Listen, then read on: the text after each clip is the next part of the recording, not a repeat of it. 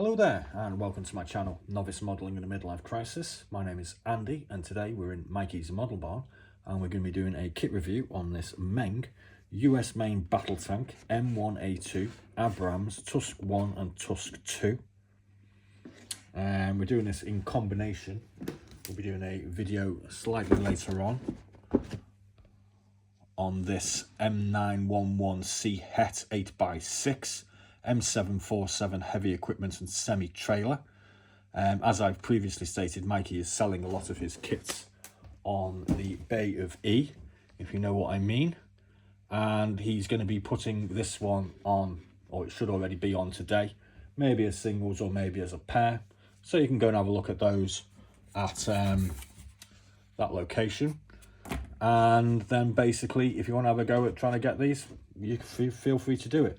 He's also including with the tank this Christmas edition TS-O26 Donald Trump in a Christmas hat. Whether you like him or loathe him, you're going to get this thing with it and you can do whatever the hell you want with it. So anyway, back on to the kit review. Let's just put the box out of the way and we'll get the instructions out and then we'll go and have a look at the parts shortly. There is quite a long piece on the tank which I may or may not read out at the end of the video. So here we go, section 1. We're going to be looking at the road wheels and the drive sprockets first. And these have these little bungs in them, so obviously you can have the wheels rotating if you wish. We have some torsion bars to assemble in section 2. And section 3 is telling us how to assemble the torsion bars in place on the actual main hull of the vehicle. Section 4 is attaching chassis parts. So we're going to turn the hull over and we're going to attach a selection of chassis parts on. As you can see, these all have rods that go through the hull. So it's quite a in-depth way of doing it. So that's in section 5. Section 6 is attaching the wheels. So as we can see, we're going to be attaching the road wheels now and the drive sprockets at front and back. Then we're going to be looking at hull preparation, number 7. We need to do a bit of drilling apparently, possibly a little bit of cutting as well. Section 8 is attaching upper hull. So we're going to put our pre-built lower hull and our top hull on. Looks like we've got some photo etch to go in here as well. Section 9, we're going to be doing hull assembly parts. We have a driver's hatch, engine exhaust grill right and left to complete. Obviously go at the back somewhere. We've got section 10 attaching hull parts, which looks like possibly more photo etch. We've got the driver's hatch to go on as well. Section 11, we have attaching additional battery hatch. So there's a battery cover to go on. That looks like that's on the rear. Number 12, we have attaching rear hull parts, where we're going to put looks like some venting on the back, engine exhaust grill, apparently that is identified as. Then we're going to be 13 side skirts assembly. So we're going to put all these side skirts together with a bunch of small parts. Section 14, explosive reactor armor, ERA assembly, which as you can see is this stuff that goes down the side. Then we're looking at section 15, track assembly. The tracks come in small sections to be attached together. Section 16, attaching explosive reactor armor. So then we're going to be attaching more of this stuff onto the side of the hull. Section 17, upper turret preparation. Looks like we've got a little bit of drilling to do here as well. Attaching gun trunnion. So that's what it's called. So we're going to be attaching the trunnion to the front of the turret. 19, turret assembly. We have a bunch of things to put on the actual turret itself. Painting, possibly a bit of drilling to do as well there.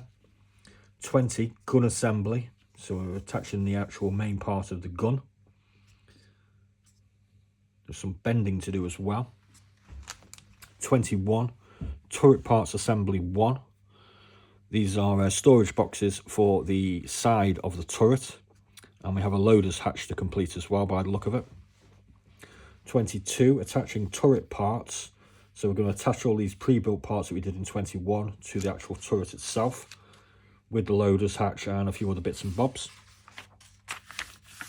23, attaching turret parts 2. We're going to be putting some racking on, which is for extra stowage. 24, smoke grenade discharger assembly. So we're going to build this thing up, and then I assume we're going to stick it on at some later point. We've got turret parts assembly 2, which looks like a secondary armament and some sort of observation portal of CITV. 26, attaching turret parts 3. So all these bits that we've just pre-assembled, we're going to throw them onto the turret in a variety of locations. Smoke grenade discharger, etc. Get these instructions open. We've got 27, storage basket assembly.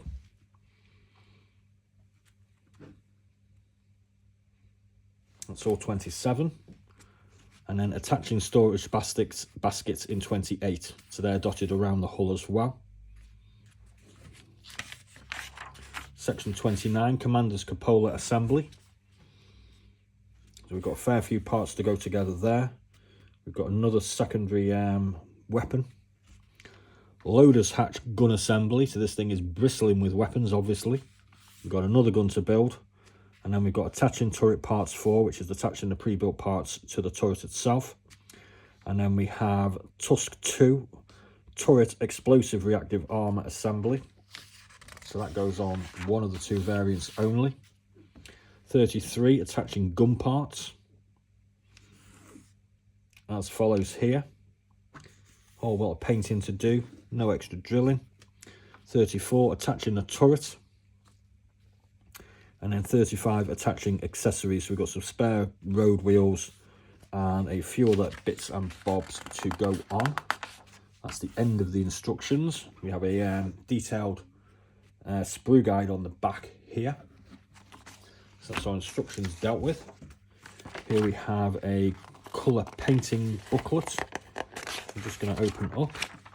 So on the front we have 1st Battalion, 22nd Infantry Regiment, US Army, Iraq, 2008. We have version B, Commander's Vehicle E-Troop, 2nd Squadron, 3rd Armoured Cavalry Regiment, Iraq, 2011. We have a C, which is FOB Hammer, Iraq, May 5th, 2011.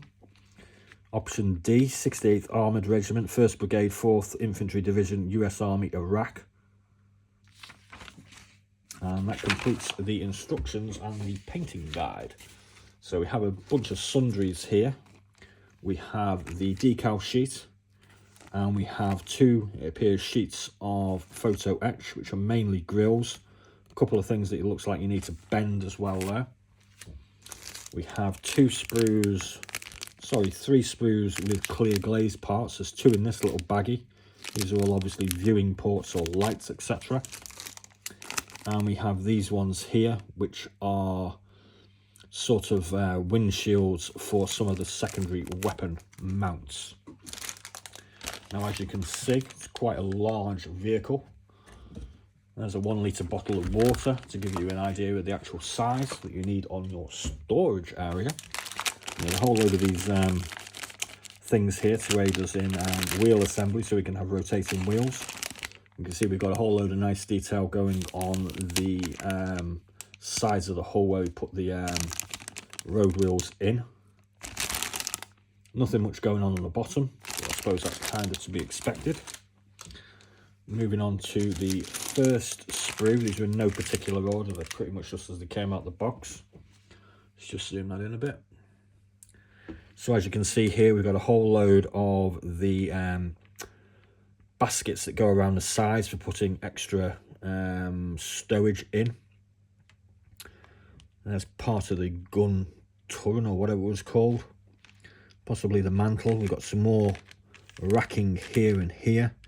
Looks like we've got some driver's hatches or whatever on here. Just bring that quite close up so you can see the detail. That all looks quite nice. I don't think anyone's going to complain about the level of detail on this particular kit. So that's our first sprue out of the way. Moving on to this one. What we have here is, don't really know. Part of the base, perhaps? Not certain. Doesn't really matter, does it? We have some side skirts here, which have got rivets on, as you can see. I believe these are going to be side skirts also, possibly for attaching the exploding armour. Let's just flip that over to the other side so you can see. Whole load of detailed mounting points there for attaching parts to the vehicle.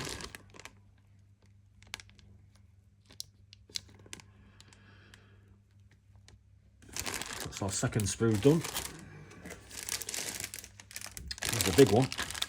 So what we've got here is we've got the top of the hull, and we have the two main components for the turret. As we can see here, we've got a lot of detail going on.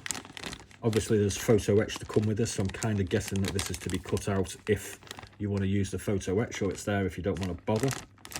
There are some quite nice sort of foundry marks on most of the upper hull. A lot of detail with sort of hatch covers and what have you. The main barrel here. It looks like some sort of storage container.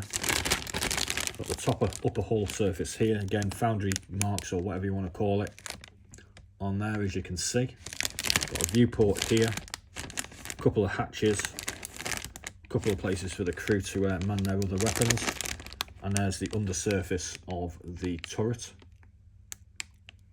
Quick flick through. There you go, that's that one done. Got another sprue here.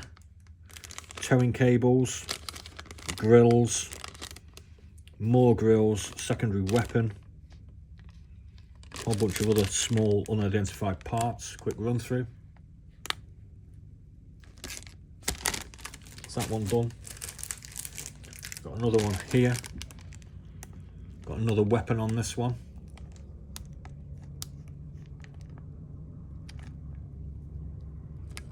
Probably parts of the commander's cupola there, as you can see.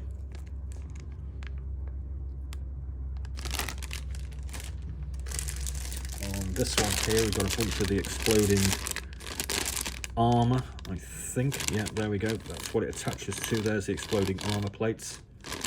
We've got some windshields for our weapons, I'm thinking. And there's shields, I'm guessing, for the weapons as well. Load more of this exploding armour that I think goes onto the turret.